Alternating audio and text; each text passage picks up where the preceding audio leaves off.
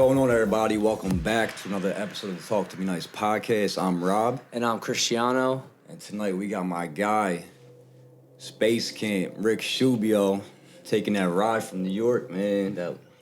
Listen, it wasn't that bad. It wasn't that bad. We had to pull up, come through to Philly, show my brothers love in the city of brotherly love. See what we did that? We appreciate man. We appreciate you pulling up. I mean, I think you undercutting that ride, man. Like, Nah, wasn't that no traffic? Nah, Jab. It was a little bit of traffic, but it made it work. It was all right. Listen, we was about an hour 40, cut down the time, but it was nothing. Listen, it means a lot, bro. For real, it really does mean a lot. Trust me. What part of New York? So we still out in Jersey, but a lot of the business we do out is always gonna be Manhattan. People out in Brooklyn, still uptown. Got family up in Bronx. Harlem, like people everywhere. Got a whole lot of people in Queens too. So shout out to everybody. All right. But you're based from North Jersey, is it? Or North Jersey. But all the work is primarily out of New York since it's a stone's throw away. We just take that little trip, take a tunnel, end up, go see some faces. Man, look, first off, we got to get into the Spacecamp, bro. Because I love the name, man. It's different, and it's catchy, and wow. Yeah, where did that come from? I don't know. I like it though, man. It's the first time I've been asked that question in one of these interviews. Yeah. In a recent interview, Jab will tell you we probably haven't got that question in 8 years, 7, 8 years. It's been a little while. So, because this whole lane's a bit different than what we used to do, which is love. But that's how we made a lot of connections too. But to break down Spacecamp, there was a whole music movement we was doing a long time ago, ironically, which we don't talk about heavy now, but it's still out there, we put in our dues. And one thing we used to say, like early after all of our posts, like anytime we said something dope, it was like, yo, flight school. So when cats was like talking about flight school as far as being fly, we was the ones that pioneered and initiated that. So it was like flight school. And it kind of started buzzing and got a little viral on the internet that people didn't know where it came from. And back then, how you really gonna prove to say, yo, we got the receipts? Right. It was talking about 7 years ago. It's hard to pull receipts for stuff like that. And we was young. So it wasn't, none of that was trademarked. We weren't doing any of that stuff. We weren't thinking of it in the sense we were thinking of it like now. So Cat's shocked. And, some people put out songs about flight school and this, that, third. And it was like, oh, that's cool. That's dope. Some people way bigger names than we'll ever amount to be.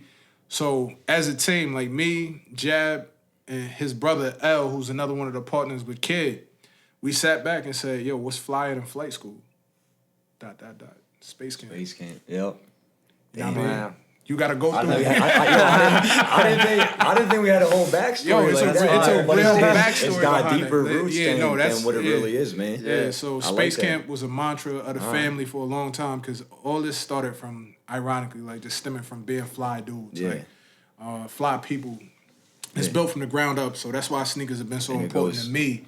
Because, you could look right, from neck down, and then you get to your ankles and you crazy, and then we got folks out there that look right at the ankles, and then you get above that and they look wild, you know what I mean? Like, but some people just make shoe contact and listen, because sometimes when you make shoe contact and then you make eye contact or chest contact, and it don't add up. You check the rest of the fit and you look at them and it's like, yo, I saw you in that last week, B. Wearing that shit. Listen, man. I mean, listen. But it goes hand in hand with, like you just said, that, the thing you got going on right now, Kid. Let everybody know it's, it's an acronym. It's so KYD. Know you're dope. Know you're dope. And the thing is, the biggest thing about that is like, how we spell it. So it's not know you are dope. It's not know YOUR''E dope. It's know you're dope. It's knowing what your product is, knowing what you are, and being assured in that. And that's one thing that's big with us. So as a content collective, it's like know what you deliver, know who you are, know what your specialty is, and be confident and rooted in that. So the thing is, we're looking to inspire a whole group of people with what we do. It's not even just about what we put out and who we work with, but how we work and how you're moving. Exactly, because in this industry, as creatives, as anybody, as an artist, as a creative, as somebody with ideas, you'll walk into spaces and, hey, you may get kind of pushed around. It may be by the machine, it may be by the backing, it may be by the dollar, it may be by the client. And not in a bad way. And it's not saying, be combative or anything like that, but at the same time, know what got you into those spaces, know what makes you special, know what you specialize, own your greatness, trust your greatness, and that's really what we You gotta have the confidence yourself and how you move and your whole team and everything. I mean, honestly, it reminds me kind of if you've seen the Travis Scott documentary, his whole crew was saying, look, we knew, Travis was this. Yep. It's just up to the rest of the world, to come see that and realize that. You know what I mean? That's a big thing. When you start in anything, you gotta know what you're doing. That's a big thing. And for a lot of people out there, man, like, give it time and give it space and be vocal. Like, the first thing you'll ever hear me say when anybody asks me, like, yo, how do I make moves? How do I do this? Like, I tell people to be visible, be vocal. I mean, and people think, being visible, especially in the age of digital media, means, like, I need to be everywhere. It's not being everywhere, It's not always putting out stuff nonstop. Like, you could be the guy sitting out here putting out between stories and static posts and TikToks and all this other stuff. You could be the guy putting out 30 posts a day. But people going to look at you and be... Click, click, click. Skipping right through it. I watched that one for 2 seconds and get back to click, click, click. Like, muting your shit, yeah. Exactly. So it's like, when you do it, be substantial. And also be visible and be vocal. So, being vocal is the thing that's, and I don't want to get long-winded on this, but this is something that I am really passionate about. Yeah. That's tough for people, man. Some people can't go in a room and I don't like the word network, and I don't feel like it's networking because it ain't that, but no, you can't speak up for yourself in a room. And the thing is, the craziest part, and I said it in an interview before, was Tyler, the creator, had it was like a huge Hollywood party when he first got out there and first blew up, my fault. He saw Denzel, he started geeking out because he saw Denzel, like, yo, that's Denzel Washington. Yeah. And he walked up to him like, yo, you're Denzel Washington. Yeah. And Denzel Washington was like, oh, all right, hi. Nice to meet you, man. He goes outside on the terrace, Denzel walks out to him like, yo, I already knew who you were. You ain't had to do all that. Yeah, that starstruck. You gotta act like you're supposed to be here. Yeah. I mean, and I ain't saying move with a point of arrogance, but you get a lot of people that you don't want to get into a room and just start handing out your business card. Here's my tagline. Here's my I do this, I do that, I do this, I do that. Naturally be you. Or some people are just too much of a shell of themselves that they can't even find it in them that comes. So what's the balance? And that's the crazy. It's being yourself. It's man. being yourself. Just be you, and just know that who you are as a person is acceptable. You know what I It's mean? the truth. And we joke about it, and I talk about it with a lot of people that I've met in this game. It's crazy how certain spirits attract other spirits. Like, we all sit back and we'll talk about, like, yo, damn, we really alike. Like, I'm this type of person. I'm the same way. I'm this type of person, this type of energy, same way. Humble, true to it, genuine type of people. Yeah. And you attract that, and it's ironic that people don't realize that, like, yo, you didn't have to go and try to put yourself out here and be somebody else or force the matter. Like, yo, sometimes you got to be assertive, but you ain't have to force the matter, and a lot of people don't get that, So it's one of those things that I definitely tell people: polish yourself, move with tact. I mean, but polish yourself in these rooms. If you deserve to be there, shit, you deserve to be there. Right, I ain't gonna stunt. Like, coming from where I came from the journalism side, that got me to here before I branched off and we started Kid and moved with the Know Your Dope stuff before we left with that. Yo, bro, we in the city. Y'all don't know how many doors I finessed for. Like, listen, this the publication list, yada, yada, yada. We should be on the VIP, call publicists, et cetera, know this person's name. Yeah. And then once you're there, you can't sit there like, yo, no flex at all. Me and Jab, VMAs last year. Nothing. Grammys. Fashion Week, like it's nothing. Yeah. Did, Jordan's birthday party. Michael Jordan's birthday party is one of them nights I was like, Had you really feeling oh yeah, certain way because the thing is, yourself. but then you look around and you see a bunch of faces you're familiar with. And I'm not even saying to the point to the people that have given greatness to this world, because what you do, what I do, what he does. We all give our greatness in different ways. Like, I mean, like, maybe I didn't hit that plateau, but you also got 25 years on me. You got 30 years on me. Like, what are we saying? Like, 35 years on me. Give me time, I'll get there. But at the same time, you end up seeing a lot of people that you've built these relationships in these rooms. And then you realize, I'm supposed to be here. Yeah. I mean, like, I earned this. It feels right. You know, like, you work towards this, And those are the blessings. I mean, there's always something higher power, something coming into it, like, you know, but at the same time, they'll tell me, like, yo, don't be so humble on it, bro. You put in the work to do, but I tell him that same thing a lot. I mean, that's why you got that up on the wall right now. You know, a lot of people who don't know Cristiano, you know, he's got a little extensive music. Yeah. I mean, you know. I don't know, it's just like, I get that a lot. I tell him all the time, man. I don't like the... I know you don't. I don't flash to move like that and flex like that. Yeah. You know, try to keep working. You know, because I still feel like okay, I had a record on Billboard. Do I feel like I can do better? Yeah. Keep going off of that. So I don't. I mean? Yeah. I like to always show somebody the next best thing. Yeah. You know. That's the thing, man. But to get where you're going, you got to know where you've been, and then that's the point of many creatives and many people that are humble and ambitious. They don't take the time to sit back and say, yo, I did do that. Mm-hmm. You gotta sometimes you really gotta step back and just looking at like past year and like you know, where you came from. Yeah, of course. You know. And the thing is, that's one thing we talk about. Like, so I spoke on it partially. We're coming from the journalism side, coming from the magazine. I left the magazine. Yeah, I wanted to get into that. Journalism. Yeah, Rick, you started as a journalist, or you know? Did you go to school for that, or did you just something? Nope. Just happened to be a solid writer. So, like, journalism started in 14. That I started working with the magazine and the outlet that I was working with. And that came off of a personal relationship. But it was a conversation that came up. So, like,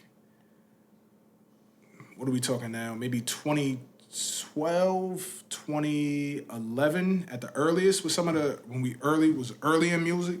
With certain things around then, we had a platform built, like a full outlet to go put out content, all this stuff. I'm not going to tell y'all where it is. I'm not going to tell y'all what it is, but like we were doing the full in-house thing, like before people was really doing it. Doing that, yeah. And it wasn't a thing. Like we was talking merch in like 2011, 2012. We was talking merch. You had in-house production. You had like, you know, in-house studio, you had in-house media outlets. So you had a factor to funnel all that stuff in, and we were pushing that. And I think that's part of what has us rooted the way we are now, because when you see Kid isn't just me. Like, there's a whole bunch of content and stuff that's coming out from the other beings in Kid from so many different angles, because we tap into so much different stuff. Like, you know, before we got on, we was having a camera conversation, got into a tech conversation, talking about relationships with Google. There's guys at Kid that have great relationships and respects with tech side. There's guys that have food and art and music and, you know, beyond fashion and entertainment. And we can create content in all those spaces. But going back to it, in-house started writing, transitioned that in like 14 into doing some work with a personal relationship at an outlet, super young, super early. And then it was just like from there, did a lot of stuff with them. So, you know, built a lot of the relationships that I have in the industry initially by working for this outlet, working with this outlet. So, you know, I mean, this all felt natural to you, right? Yeah. This is, you know, you just picked all this up, man, right? For the most part. Like, this is a second hand to you. I mean, I've always been a creative person. Yeah. And it was actually something when I was like, I don't know if they do it everywhere, but I know when I was graduating in high school, the guidance counselor sat me down like over the summer, I think before my senior year, so not when I was graduating, before senior year, and they asked you, career pathing, so we can figure out what you want to do as you start to apply for colleges and what you want to make your major. So what do you want to do? And I had always wanted to do psychology because I love how the mind works and all that stuff, but then for some reason, at that point in time, I was just like, you know what? And it wasn't something that was random when I sat in a room. It was something I felt. I was like, yo, I want to be the guy that creates like advertising. It's like I want to be the guy that helps create commercials and all this stuff and billboards and print ads and all that. And her response is, okay, so you got to go into business. Went to school, real brief, did the business thing, hated it. Yeah. Hated it. Because it's not exactly. That wasn't what I what was we're looking to do. talking about here, Right. yeah. I was looking to be creative. You're right. And it's so funny how I fell into this world and I'm doing all the stuff I said I wanted to do at 16. And it kind of just organically morphed into that because I was a decent writer. I can put together pieces and I ended up editing. And the thing that happened that was weird with the magazine, that's a little strange with how it was structured, is it's a medium-sized outlet. And I was taking care of everything on the East Coast. Not to take credit for anything like that, but they gave me the, gave me the power, gave me the title to make sure I was handling most of our East Coast content and all that stuff. I ended up being executive editor and head of content by the time I left in 2018. So within that, like, our biggest thing was original content. So no disrespect to any of the friends and family I have at any publication or outlet, but you can see one piece you got on the Pine Green Ones right now. You open up an article saying when it's going to release, you click that, close it, you can go to whoever else, competitor, insert whatever name or just like them. Same exact article. Same article, same pictures, same information. So the thing that this outlet was big on was making sure our content was original. So we weren't just, everybody's at the same event, the same launch, same industry event for whatever brand, and we had to give it our own personal perspective. So that was initially with just the writing.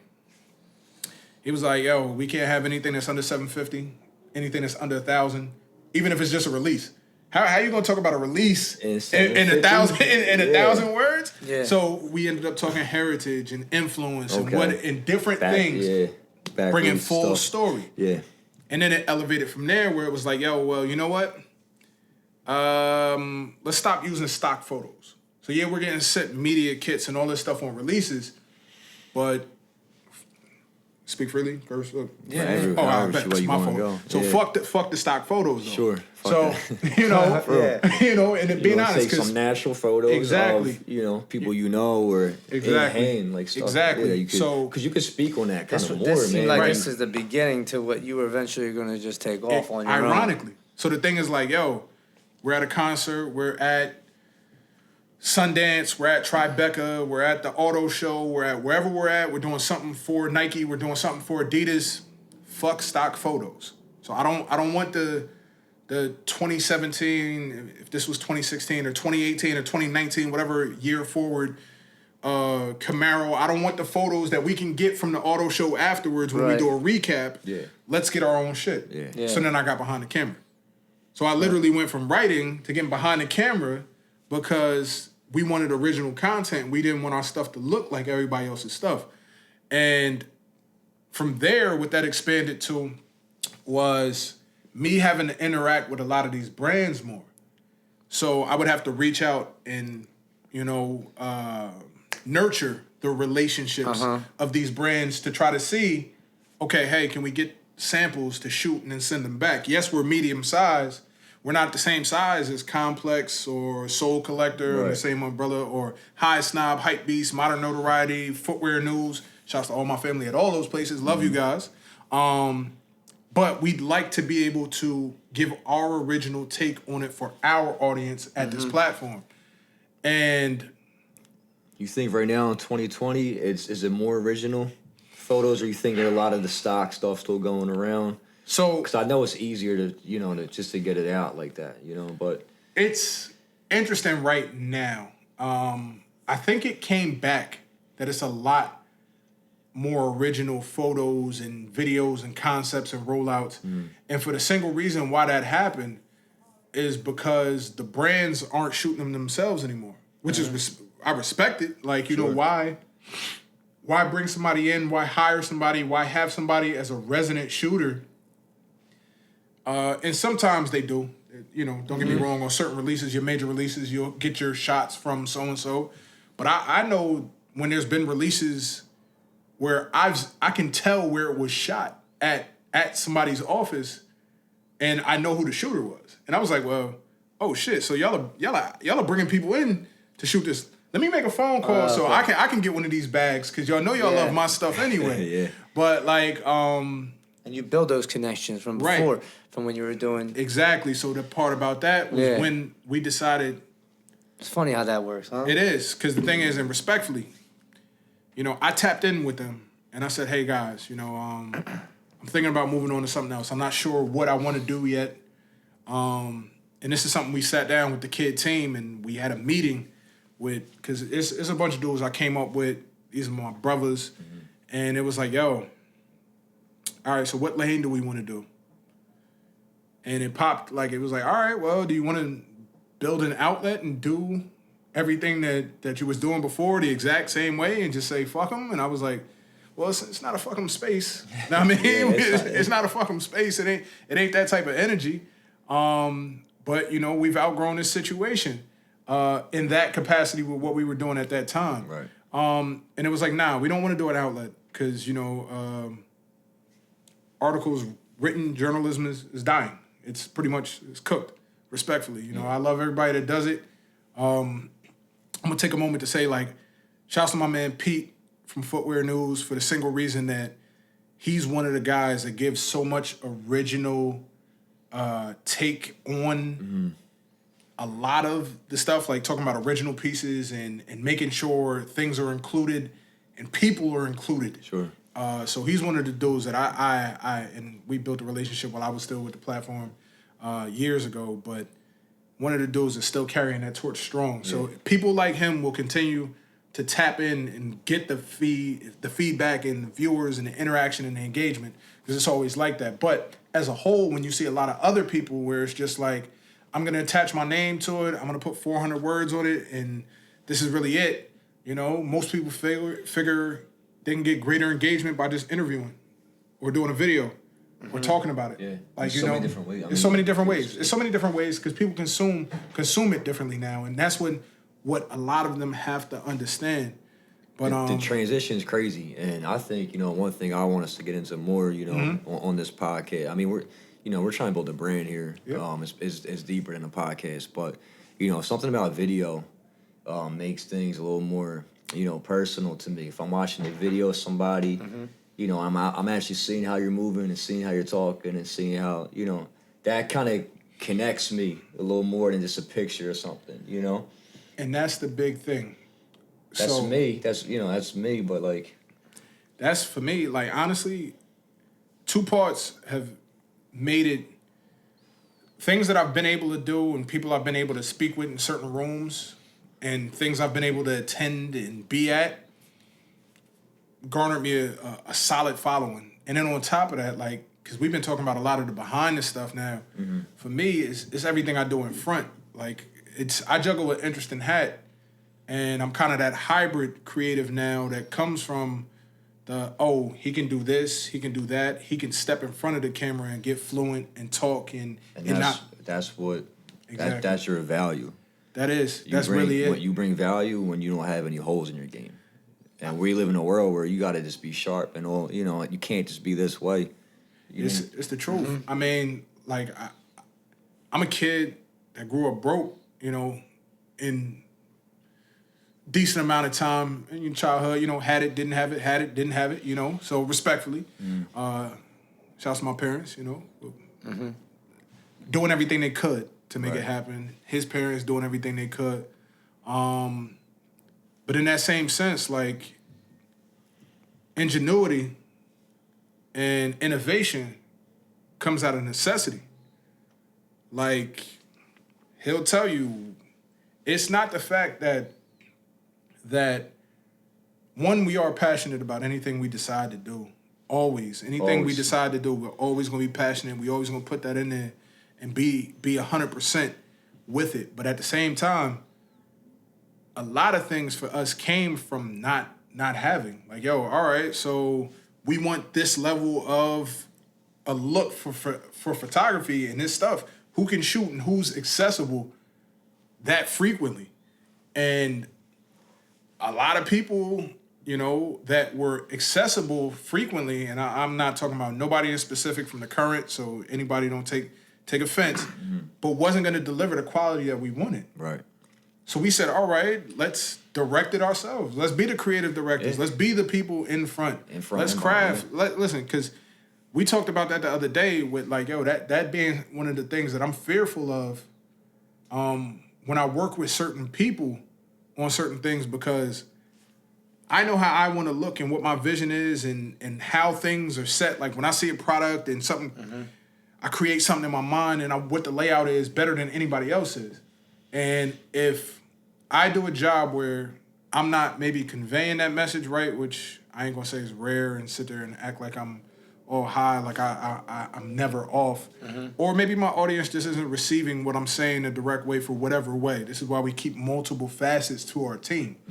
Because he and I could be saying the same thing in nearly identical ways, but the two things he switches up, somebody will take it differently. Right. And maybe it'll have that aha moment.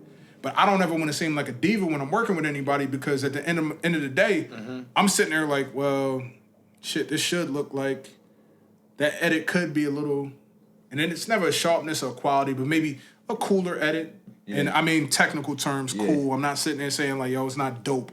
I'm saying, all right, somebody went warm instead of cool.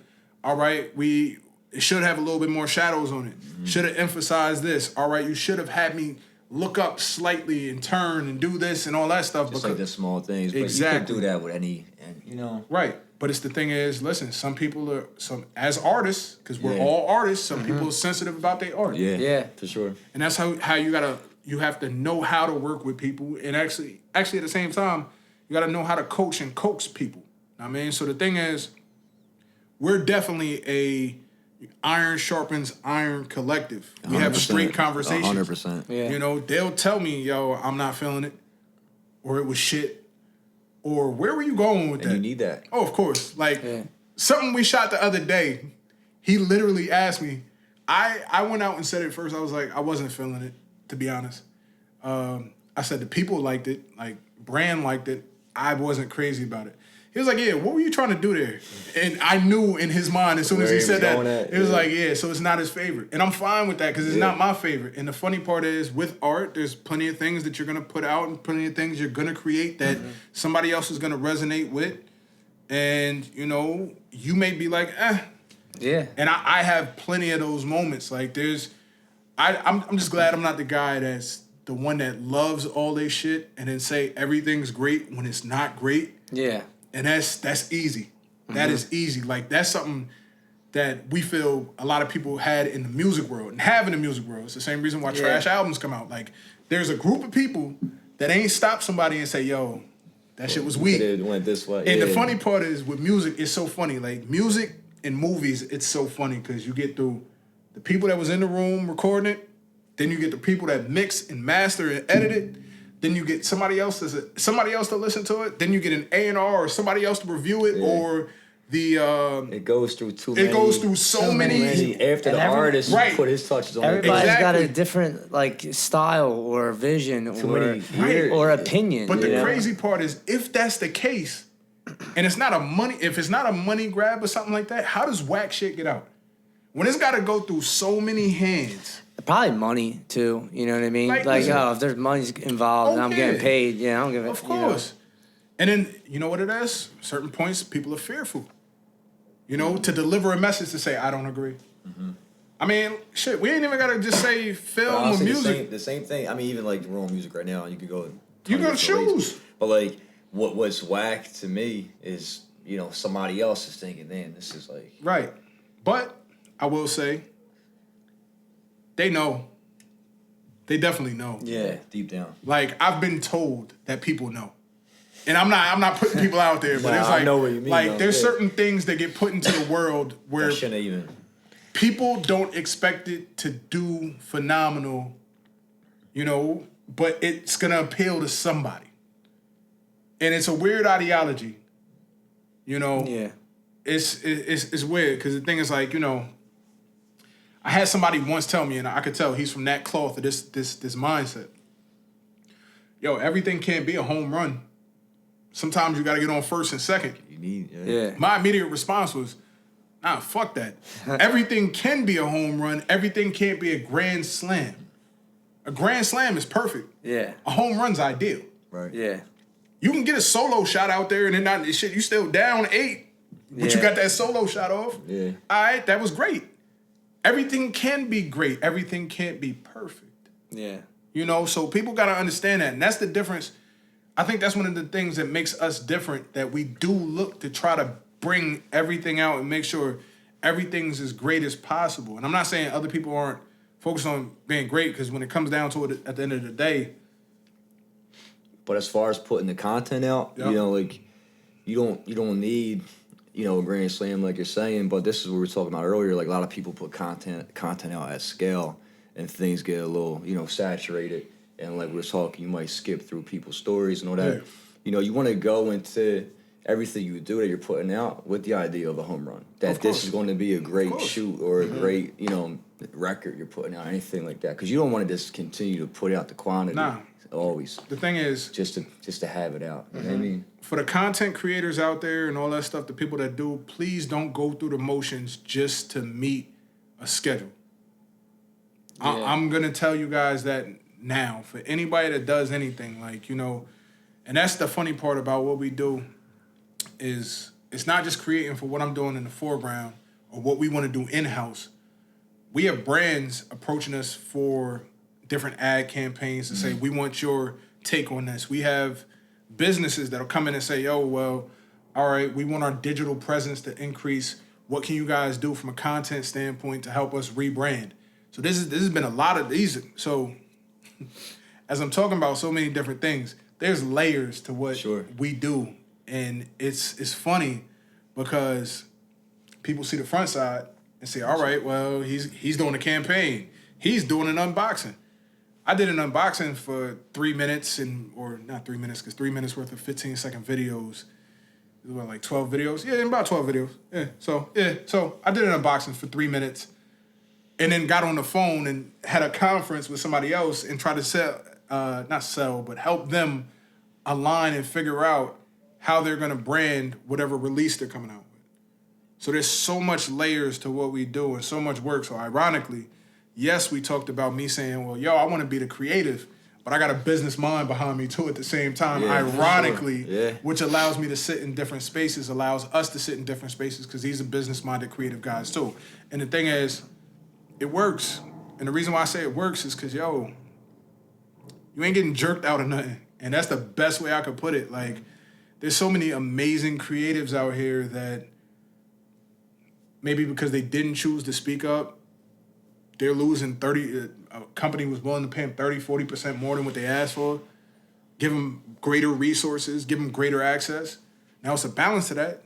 You got to not be a dick, not got to be a jerk, right? You know? And that's one of the things that we get back to, that people enjoy working with us, because we're not divas, we're not jerks, we're understandable, you don't have to be. We're flexible. You don't have to be. And this is what separates you guys from the pack. And I mean, there's a lot of people in every field that you're going to be working in, but, you know, the fact that you guys do a lot of original work, and you don't mind, you know, giving people an honest opinion and just don't want to put things out just to have stuff out. You really put yourself into what you're doing. It's all about being authentic. You have to. You can't really go far. You can only go so far if if you're not authentic. You know, create your own lane. And that's do the something. Deliveries, break the rules. like that shit, bro. Break the rules. I mean, that's nobody. I don't really see other people. You know what I mean, and stuff like that doing it. So. That was a brainchild that we literally said, like, yo, that started on Snapchat. And I'm not even, like, Snapchat in my eyes is slowing down, it's losing its luster. Yeah. That started on Snapchat when Snapchat was really shaking a couple years back. And the thing was like, yo, within those seconds of videos, we need to have something that's going, what's the hook? Everybody's doing unboxings. And I'm not even the craziest unboxing guy. I'm not the guy that breaks down types of leathers, and that's not even my lane. I'm just giving people a chance to see, like, yo, this is what I got today. This is what's coming out. And from there, a lot of brands are like, oh my God, I love it. And then the other part is, some people hate that shit. And that's okay, because the world is the world. Yeah, everybody's different. Yeah. Everybody's different. Got different takes. Me, personally, when I see a delivery, you know what I mean? I might want to see what the hell you're about to open up to. You know what I mean? Right. But, and it's just, we thought about it from a branding standpoint. We thought about a single word, something that was catchy that people would want to say. Gets to the point, too. Yeah. Like, you know, like, I don't want to throw out a combination of words or phrases to say, like, yo, deliveries. Because this is what it is. Boom. I can put this on a hat. We can put it on a hoodie. We can merge it.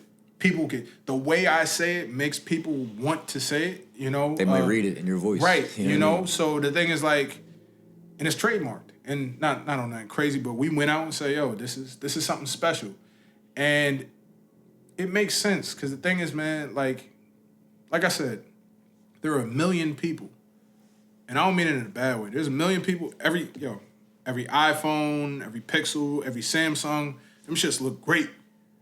There's a million people that have access to create on their own, and they are.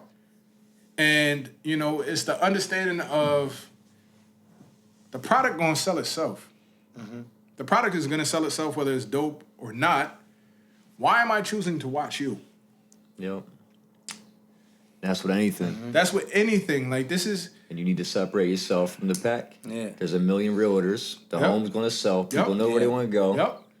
And But that's, why am I hitting you up to buy this? exactly. And that's one thing I learned in sales back in the day. People don't buy product, they buy you.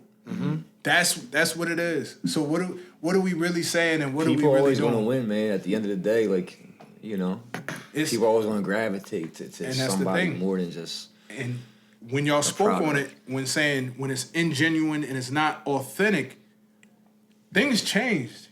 In the year 2020, maybe in the 90s and the early 2000s, you know, when we was kids, it was more about the money. Maybe then and back, it was about the money.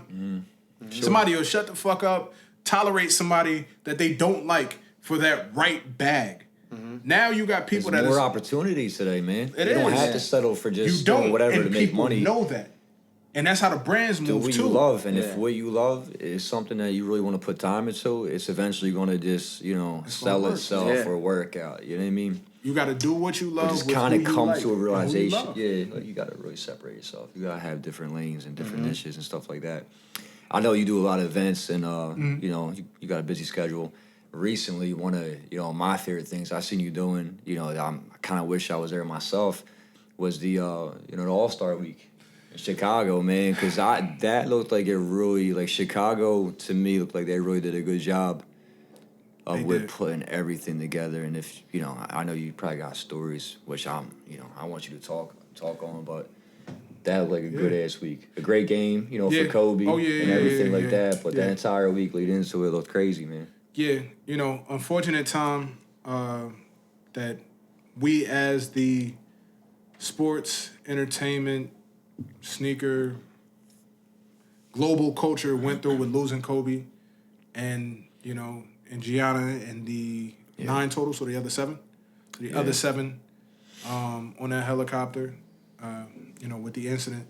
But it was very good with how the NBA came together and executed, because I know a lot of people read a lot of stuff on paper, and with the game it couldn't translate. And then I think Baron Davis did something with the NBA PA like on the Saturday before and broke down and explained what it was. They had him and somebody else explain how the game was going to roll out, and it made so much sense, and it came out great, and that was the big thing. But I thought the whole thing was great. You never see defense or like the end of the quarter really coming down to like the last bucket, and people are treating it like a playoff game, man. Like that was one of the best quarters of basketball I think I've ever seen, or like the last, you know, few minutes of the game I've ever seen, man. Definitely. And Chicago, I mean, everything within the weekend was phenomenal. All the events from the NBA side. AllStar Weekend is something that I've really tried to explain to people. Like, I want to do it with the full kid team. I haven't gotten a chance to do it with the full kid team due to conflicting schedules at the moment, just between stuff that they have been working on. Because even so, like, what people don't realize is All-Star normally overlaps New York Fashion Week. So sometimes we've got to finish up certain stuff here as I head out there, or vice versa, or things like that. But, like, Chicago was special. And not to say Charlotte wasn't special and LA wasn't special. And I took a couple years off before that and did it. But Chicago, man, they showed me a lot of love. Like, that hospitality out there was different. And the city was so warm. Not physically, because it was cold as shit. But the city was so warm with how the approach was and everything. And the fact that, like some of the brands were planning this for a couple of years, what people don't know. So they were putting together AllStar Weekend for Chicago for a couple of years. And the fact that Chicago did so much stuff with the people in Chicago and the creatives in Chicago, between Nike, Adidas, New Balance out there was showing Joe Fresh Goods love and having the releases, the exclusives out there. Yeah. And then having exclusives and things that were exclusive to Chicago. And then, of course, as you guys saw me, I got a chance to do the weekend with my Foot Inc. family. Foot Locker, House of Hoops, Champs, and got a chance to experience and host and do a lot of work with them and give that look into the activations with the people, which was important to me. So, like, that's the thing that anytime you guys see me out, and I think one of my staples is, like, immersive content. So a lot of people hit me up when I got back. Was like, yo, you make me want to go to AllStar Weekend. Yeah. And I joked and I said, well, shit, I'm a Pacers fan, so the next one's in Indiana. You sure you going to next year? So we'll be there for sure, because I'm not missing that one at all. But at the same time, like, having that draw in that different major market, Chicago's that major market for the NBA. And I just think that so much stuff went well. And whether it was the partnerships that they had out there and a lot of stuff, they normally do stuff out there with Tissot. You have Mountain Dew, who's a major partner in the NBA. You had NBA 2K out there and a lot of different things. And I know Kia was out there because Kia is a big partner with the NBA. Yeah. And this is all stuff beyond just footwear and sports, And then you have, like I said, everything from the brands. You have Adidas. You have what happened with New Balance there. You had what happened with Puma, who had an amazing I heard Puma was killing it. Ooh. Yeah. Puma did stuff with the Foot Inc. fam, with Foot Locker. They also had a setup with League Fits and Slam. So a lot of people didn't know Slam was behind League Fits. Now, if I'm the one... Fits, I see. I follow their page. So it's a good page. If y'all didn't know, Slam is behind League Fits with that NBA partnership and all that stuff. And they did a League Fits lounge where they had a bunch of people come down and talk and just... Fashion Geek Zoe dropped a crazy Puma that weekend. The Ralph Sampsons came back in some classics. Like, there was a lot. To me, it felt like it was just a lot of cultural things, and man. That's the thing. And that's what I could appreciate, whether I'm there or like from a distance. Like, it is. Obviously Chicago is a staple city, especially as far as NBA goes. A lot of players come out of Chicago and stuff like that. But man, all the venues, everything that they put together, it just. Right.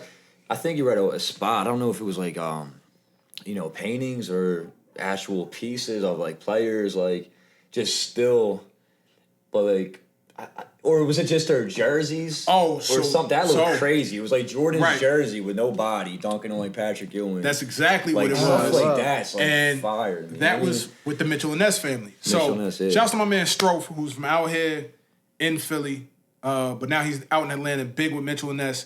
He was a big part of that and culminating that too, along with the artists that did it and everybody and all the people that collabed with it. But yeah, man. I remember that. Actually, that was a whole Mitchell and Ness. Mitchell and Ness was a crazy space, right on State Street, and they did crazy stuff through the weekend. Like for the people, they were doing some giveaways. Everybody was doing giveaways, and that's one thing I want to harp on. Like some people. Kanye was giving away Yeezys in the streets. Which was, it was interesting.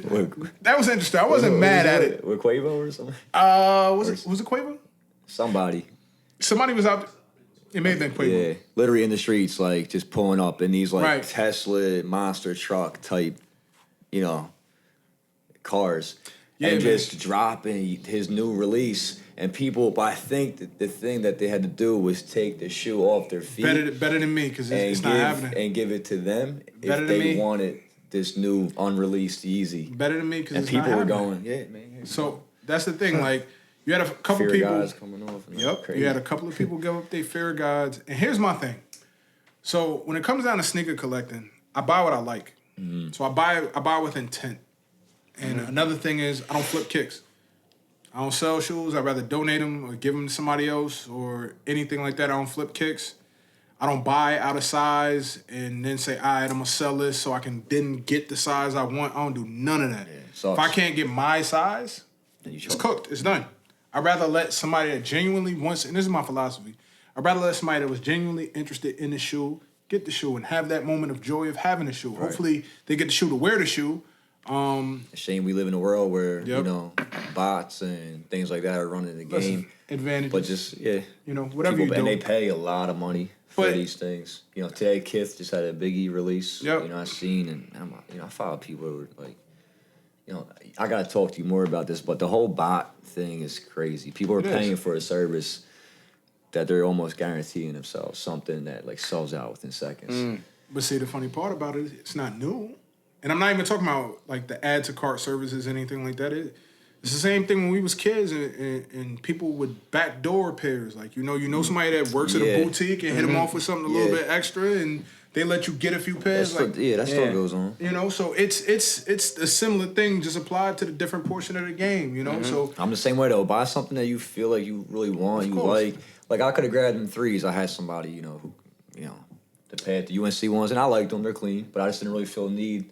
I wasn't really, feeling them like that. You know what I mean? The threes are hot. Let's not do that. It hurts my heart. I love the three. Oh, wow. I'm a UNC fan, and I struck out on those. For the moment, I struck out. I'm putting up air quotes. All right. Yeah, I'm putting up, we'll see. What size you wear? I'm a 13. All right. Yeah, so I'm hearing people hit me like, yo, I could. Listen. You ain't trying to hear that. All right. Nah, listen. I'll pay for them. It's nothing. I ain't trying to listen. Sure, don't do me no extra and put yourself in a situation. And I'm like, listen, man. So, but yeah, I completely agree. Rather give somebody the opportunity that wants them, because the thing is, and this is something that I talked about, and I brought it up to my pops, and he re-explained it to me. That going into a sneaker store, buying your new shoes, putting your old shoes in a box and walking out with the new shoes on, that came from a sneaker ad back in the day that I didn't even know. He was like, yeah, it was like in the 60s or early 70s or something like that. He was like, yeah, it's like a Converse ad. Like he swaps the shoes and walks out with his new shoes on. But that feeling... It's gone. Is it gone? It's gone. I don't know. Is dead? That new shoes feeling is dead?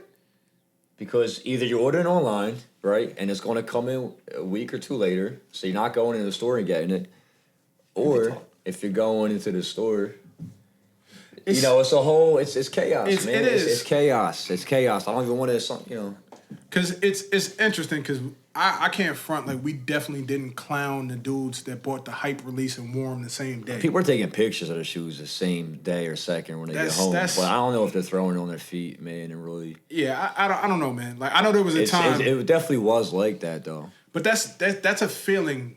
like, I think it creates a chemical feeling of something and something to put on new shoes. For the un-DS-ing a shoe... Yeah, walking out in brand new shoes, whatever it is, whether you finally get into them and the first time you decide to wear them, whether you have a lot of shoes or you just got that one pair of shoes, I think it creates a feeling of joy and a certain electricity for you, within you. So you feel good. You feel good. Yeah. It's a real feel good moment. It's not even like you can do it. It's the equivalent of getting a good haircut. A haircut. Yeah, it's equivalent to getting a good haircut. Like whole if you new bought, person, listen, like, basically. It's a few things like that. Maybe if it's got to be a suit. And I live in the world of Kanye, where he said, you dudes wear suits because you can't dress no more. And the funny part about that is, it's easy to look fly in a suit. You know how hard it is to look bad in a suit? Yeah. Like, you dudes wear suits because you can't dress no more. So I always loved when there was a lot of people out here like, oh, real men wear suits and yada yada. And I'm like, your tailors fly. You're not fly. Your stylist is fly. Your stylist is fly. Yeah. You're not fly. But I'm not gonna dive into that crazy, but a new good suit, whenever you put it's on, another feeling like an undies in the shoe. Oh yeah, or like that haircut, it's all the line. Because I could think about getting a new jacket or a new piece or a new set of jeans but it's not on that level. You feeling good in a suit? I mean, I base outfits off of sneakers, bro. You know what I mean? Like, I'm buying shoes just to have, because I like them. And then if I see clothes out, I'm like, all right, maybe, I got something for this. Right. This shirt could go with it. Stuff like that. Like, I base things. Right. Like that. And that's that refreshing feeling. Like, it's definitely, but see, that's how it's got to work anyway. Because I get a lot of people DMing me about what they should wear with their shoes. And oh yeah, asking you. yeah, it's not a bad thing. Nah, it's not a bad thing. But at the same time, like you want to put your own flavor Right. on That it. that's why I say You don't want to give somebody. The way everybody's different. Right. You know what I mean? Because I'm a matchy guy. Like I nobody gives me flack about it at all. But I'm I've never heard it said about me. I like white socks with every shoe that I wear. Yo, we That's may have me. to end this now. I White like socks? I like high whites with every shoe. White Unless socks? I'm in the summer on some low tops, like. I mean, And then I'll do no shows. Or, you know what I mean? okay. In the summer, but I'm like this, man. Yeah. Like Listen, some high I'm not whites. mad at it That's- from a style standpoint. Like some That's high whites. me. I like, I'm not mad at it, especially because you got the jean cuffed and it shows and it's perfect for this, and especially with how the shoes lace. Everything's got an accent. Like if you'd had your laces things gotta compliment each right other. Yeah. loose right now and like right now I got these laces out. Yeah, I didn't really. Oh no, Or even me, righteous. yeah. It flows and it coordinates because Yeah. you show the sock intentionally. The shoe, the Jordan 1 is laced to the top as it should be. It's not choked out. It's But I even like some of my wrong sneakers, but like I like some of my sneakers kind of dicked sometimes, bro. A little bit. I feel like that gives a little character to it. I'm not going to sit here and get, like I love brand new, sneakers fresh out the box. But if they get a little creased or something, like, yeah, it might suck. But honestly, I'm going to wear them because I'm going to be happy they're a little creased because I'm wearing my shit. And But that's me though, bro. I'm not That's mad at me. it. I'm not mad My at man it. has Royals ones from like 10 plus, and they're a little, worn. They're you could tell they've been through some shit, but they, you know what? I think they're clean, man. So when they're worn to the point of like distressing, I feel like it looks good because it's intentional. You can tell it. Not when the sole's falling off. Right, not when the Shit sole's and all falling that, off. Yeah. It's an interesting balance because where we're from, as like kids, once your kicks was creased, Oh, you're getting grinded up and everything. it's a over. wrap. You're getting cooked. Like, yo, go I worked. Yeah. go walk the block with Yeah. that. That's the run errands. Go do what you're gonna do. Like, I know people used to walk with their toes curled because they don't want to get their sneakers. I mean, creased. I know my walk slightly adjusted as a kid. Like I walk heel to Heel first. heel. Yeah. Like I'm not out here walking on my heels. Like it's heel to toe how I step. And I think I changed that. I remember the shoe too because it creased quick. It was like nothing I could do. I was like, yo, I looked down. I was in the middle of class. Like I didn't do nothing. I didn't do anything. I didn't walk up steps weird. I didn't do none of that. I just looked down and it was creased. And some shoes, come to find out, that certain shoes are like that. When you lace them, it's gonna happen, depending on how your foot is shaped. And I don't have a wide foot, but like, yeah, man. Listen, I think it boils down to one simple fact: whatever you do and however you do it, wear your kicks. I don't think I'm so much of a fan of the people that are buying beaters at astronomical prices just to say you have, like. If I you don't want to. You're going to spend crazy money on a shoe that's been through like so many miles this dude put onto it. It's crazy. Yeah, a Paris Dunk is what 26,000 right now, or 30,000. A beat sole separated, can't be restored and won't be restored pair of Paris SBs will probably still go for like 5 racks. Yeah, And somebody will buy it and be like, "Yo, it's not 30. that's crazy. I only paid 5, but I got a pair of Paris Dunks though." Isn't the sneaker like market crazy? Like the value of shoes, like Well, sneakers are art, and beauty's in the eye of the beholder. I won't But pay for certain things. even these people who have no business buying sneakers and flipping them and have no knowledge about anything, Oh, no. they're making crazy money off of selling sneakers. Well, the thing is, It's just like the resale value and the whole kids. It's like, when people were younger doing like trading cards and sports cards, or Yeah. like, there's a whole community for it, and it's wild. I mean, the hype train makes a part of the game. I thought it was gonna die out. I did. I truthfully thought there was gonna be a time where it was like that. Oh, because and then maybe everything come else to does like it. a more normal.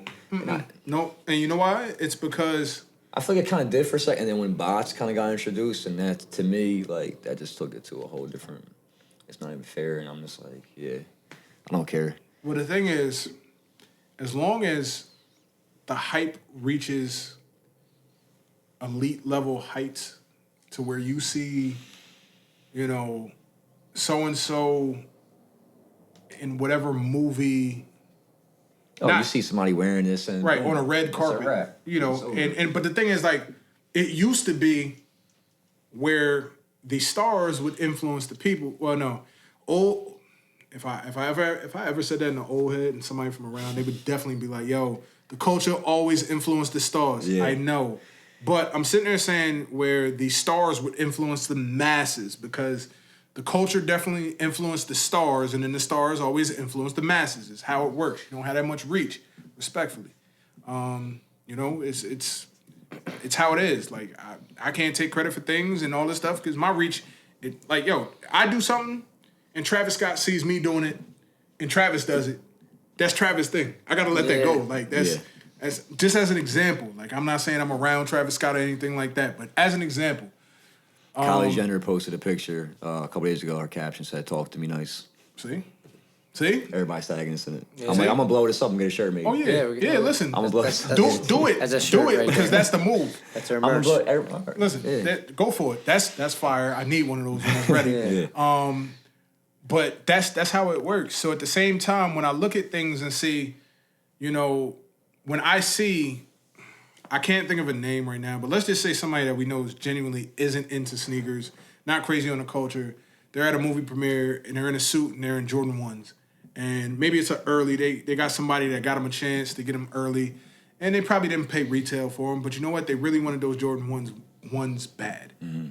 That perpetuates so much hype. It's ridiculous. Now, the thing is, from a brand side, it's like, yo, we got people talking about it. But when I have MSNBC talking about a sneaker release. And I understand it's part of the culture and people probably that work for MSNBC now because they're younger. And I'm not saying MSNBC is younger, but they have younger employees that are invested in other things, care about sneakers. But when I see things like that and it's like, oh, well, the sneaker market came down today and we got a new Jordan release that's $2,000 and it's coming from Dior and it's only releasing in 7 places. Like, phenomenal. Yeah. Phenomenal. From the business standpoint, phenomenal. Love to see it. Hype train standpoint, hate they say it. Cook. Like, listen, and that's the dichotomy that we balance on. Like, I'm happy for every one of my people at Jordan Brand, everybody that's involved, everybody at Nike, all that stuff. For anybody that's asking me how to buy them, don't hit me. Like, that's where I sit at. Like, good luck. Good luck and have your money right and make sure your phone is on push notifications because once you get the notification from Dior, make sure your accounts is right. Don't nothing have a hesitation because if it's not in the right account, you can't move the money quick enough. That $2,000 don't come out, you cooked. You're not getting no shoe. Christian Dior is collaborating with this silhouette of a shoe. Okay. And the retail is going to be $2,000. $2,000. So just imagine what the resale is going to be. Yeah. 10, probably easy. 10 easy. 10 easy, I would say. And I think it's only, Jab, how many? Is it 2,000 pairs? For the Dior ones, probably super limited. A couple thousand. Maybe 1,000. Yeah. Maybe 2. I saw it earlier. I know it's not 500. I know it's not like that tier. Imagine walking out of the store wearing them when you got them. Listen. First thing. So that new shoe feeling. What do you think? Yeah. It's such a balance with that because there's things that I love. I love that Dior is doing that. I really like that's a big cross for them to do that. It is. And it says a lot. But you're seeing it now. Like, you're seeing Gucci and you're seeing, even Versace. Even Off-White's a win because, Virgil's with Louis. Right. You're seeing Louis stuff. Like, you see iterations that look and you can tell where it was pulled from. So it's dope. As long as it pays the homage properly, I think it's dope, Mm-hmm. Where was I going with that? There was something I wanted to say about that. See, I'm a weird guy. In the aspect of, like, I love to see the culture come out for, like, major releases. So I ain't talking, like, rioting, because I don't want anybody to get hurt. Right. I never want anybody to get hurt. But when something has to get shut down because there's so many people there, the impact side of me is like, damn, they really did a great job with this release that people care that much. And I don't get I don't jump on the consumer side and be like, well, damn, like I don't care at that point. That's not something I don't care about. When I see the Chicago Red 3s coming out and Chicago release only, and there's a bunch of people out there, fighting with cops and shit like that. That's when it's That's like, come on, man. It doesn't have to get tough, to this. Man. Like, do better. Like, the store do better. Or, it's tough. You know, the people do better. And then, what was it? Like the Soulfly ones when they tried to drop them in Miami and then cats rioted out there. Like, I don't want to see anybody get hurt over sneakers. So when you say, imagine somebody walking out of the store with Dior ones, my mind immediately goes to, bruh, don't even wear them out. Don't have a black bag. Be discreet. Don't even wear them out because never know, man. You never know. Like if that's one of those shoes that if you're not somebody, if you just an average Joe wearing them, that's crazy. I hate to say it that way. If you just an average Joe wearing them and you luck up, bro, prayers to you. Yeah. And I want, hopefully you wear them in the right situation because I could just imagine somebody in New York because New Yorkers don't drive.